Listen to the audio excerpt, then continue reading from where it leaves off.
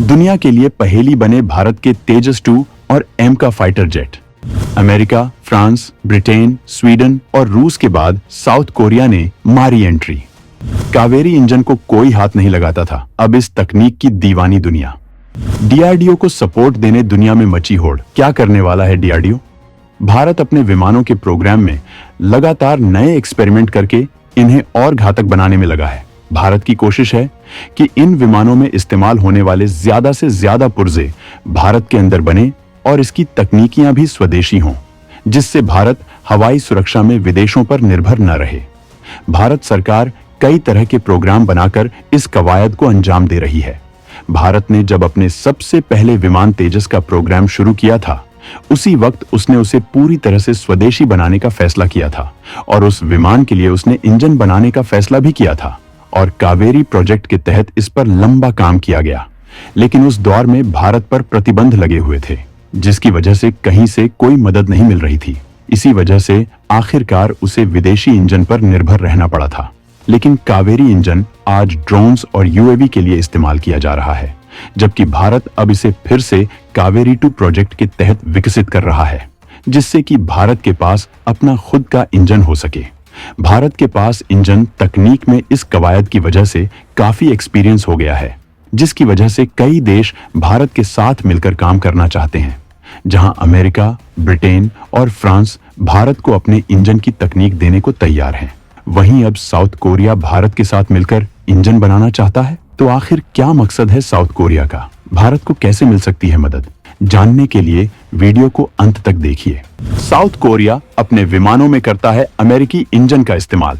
अब वो अपना इंजन बनाने के लिए भारत के साथ कर सकता है करार। दरअसल साउथ कोरिया अपने विमानों में अमेरिकी कंपनी जनरल इलेक्ट्रिक के इंजनों का ही इस्तेमाल करता है, लेकिन अब वो अपनी आत्मनिर्भरता को बढ़ाने के लिए खुद का इंजन विकसित करना चाहता है। इसके लिए संभावना है कि वो भारत के साथ करार करे और दोनों अपने विमानों के लिए साझा कार्यक्रम को आगे बढ़ाएं।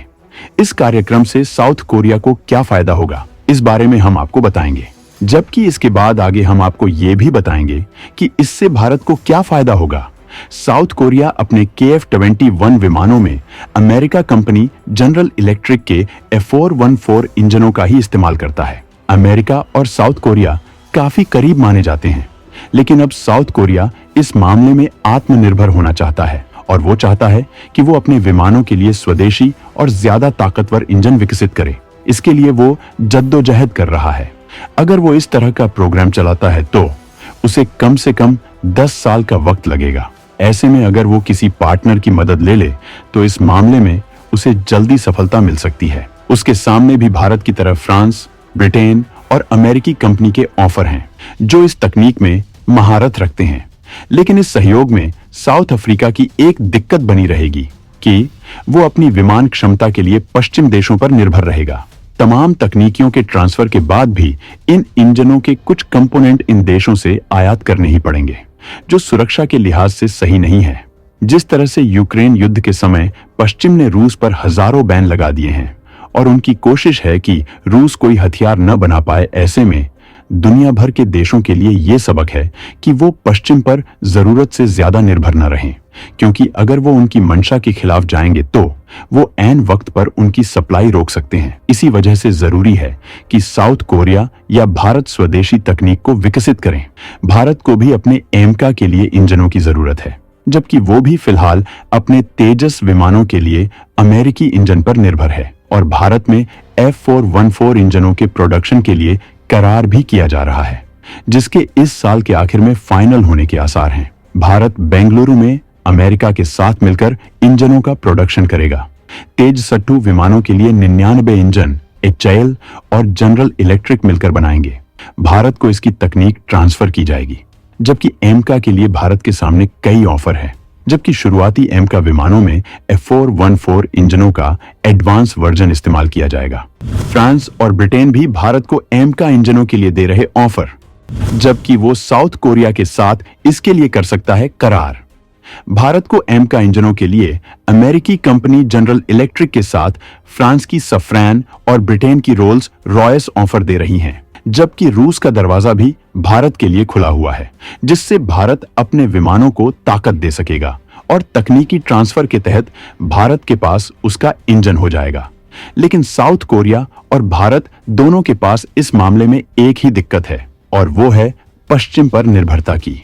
फ्रांस हो या दूसरी कंपनियां, वो भारत को तकनीक ट्रांसफर कर रही हैं, लेकिन वो बेहद खास तकनीकियां शेयर नहीं करना चाहती हैं। इसके लिए भारत को इन कंपनियों से कुछ कंपोनेंट हमेशा आयात करने पड़ेंगे, जिसकी सप्लाई में देरी करके वो भारत के विमान प्रोडक्शन को रोक सकती है, जो भारत के लिए बड़ी चुनौती है। इस वजह से भारत अपने स्वदेशी प्रोजेक्ट में भी जुटा हुआ है, जबकि वायुसेना को वक्त पर नए विमान डिलीवर करने के लिए वो इन देशों के साथ करार के लिए भी आगे बढ़ रहा है। फ्रांस ने भारत को ऑफर दिया है कि वो भारत को तकनीकी ट्रांसफर करेगा, जबकि वो इन इंजनों की सप्लाई चेन बनाने से लेकर इंजन बनाने का पूरा इकोसिस्टम भारत को बनाकर देगा। वहीं भारतीय इंजीनियर्स को इसकी ट्रेनिंग देकर इसका राइट भी देगा, जिससे भारत इस इंजन को अपने मित्रों को निर्यात भी कर सकेगा। जबकि इंजनों की टेस्टिंग के लिए भी प्लेटफॉर्म भारत को ऑफर किए जा रहे हैं। भारत ने एमका के लिए अभी तक फाइनल डिसीजन नहीं लिया है, लेकिन साउथ कोरिया हो या भारत, दोनों अगर पश्चिमी देशों के साथ करार करते हैं तो उनके सामने ये दिक्कत बनी रहेगी कि वो अपनी सुरक्षा के लिए पश्चिम पर निर्भर रहेंगे और किसी मौके पर अपने फायदे के लिए वो सप्लाई बंद कर सकते हैं। इसी वजह से दोनों साथ में मिलकर इंजन बना सकते हैं। भारत के पास कावेरी इंजनों को विकसित करने का गहरा अनुभव है, जबकि काफी बड़ा इकोसिस्टम भी है जिसका इस्तेमाल साउथ कोरिया कर सकेगा। जबकि इस मुहिम में जब दोनों देश मिलकर काम करेंगे तो इससे सरकारों का आर्थिक बोझ कम हो जाएगा। वहीं साउथ कोरिया को भारत के बड़े रक्षा बाजार में खुद के लिए तमाम अवसर मिलेंगे। भारत हर साल भारी तादाद में दुनिया भर से हथियार खरीदता है। ऐसे में साउथ कोरिया को ऑप्शन मिल सकता है, जबकि यूरोपीय देशों की तरह ही दोनों मिलकर इस रक्षा तकनीक को विकसित करेंगे तो दोनों के बीच में एक अच्छा संबंध और साझेदारी भी विकसित होगी। वहीं भारत में इस मकसद के लिए काम होगा, जिससे भारत में निवेश आएगा। दोनों देश हवाई सुरक्षा के लिए आत्मनिर्भर होंगे। बिना पश्चिम के सहयोग के दोनों देश कम वक्त में ताकतवर इंजन तैयार कर सकेंगे। तो दोस्तों, साउथ कोरिया के साथ भारत की इस कवायद के बारे में आप क्या सोचते हैं? कमेंट में जरूर बताएं।